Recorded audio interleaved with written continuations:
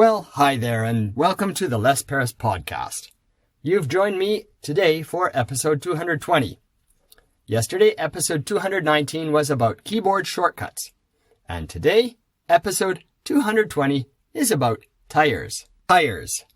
You have tires on your car and tires on your bicycle, tires on motorcycles, and tires on all sorts of other vehicles, including airplanes. Well, let's go to the car tires for a moment. I was surprised when I came to Japan. There's summer tires and winter tires in Japan. We don't have that in Canada. Of course, we do have that, but most people don't buy summer tires and winter tires. They buy all-season tires, which I think it's a lot cheaper and more convenient. You don't have to change them. So, going from country to country, the style of tire use is different. And the way that the tires get worn down is different. When I was in Africa, driving around, my tires wore out a lot faster.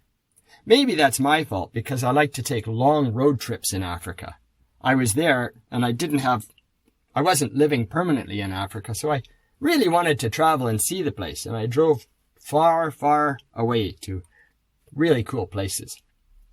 Now, the other day I was watching TV, actually no, it was YouTube, and I discovered a new kind of tire. The tire that they put on the moon buggy when they go to the moon.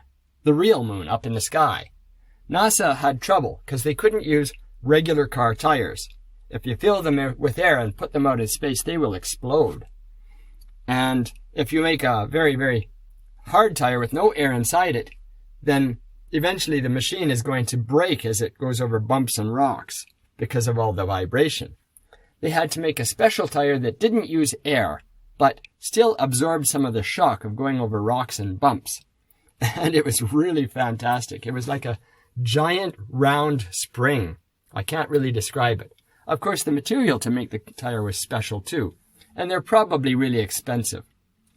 They said that they're going to use them in the future on our car tires and bicycle tires because you can't puncture them.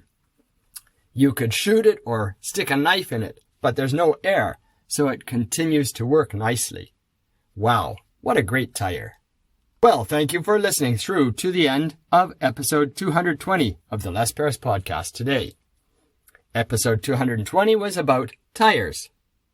Now, let's stay on the theme of cars, and tomorrow you can come back and listen to episode 221, which is about reverse signals.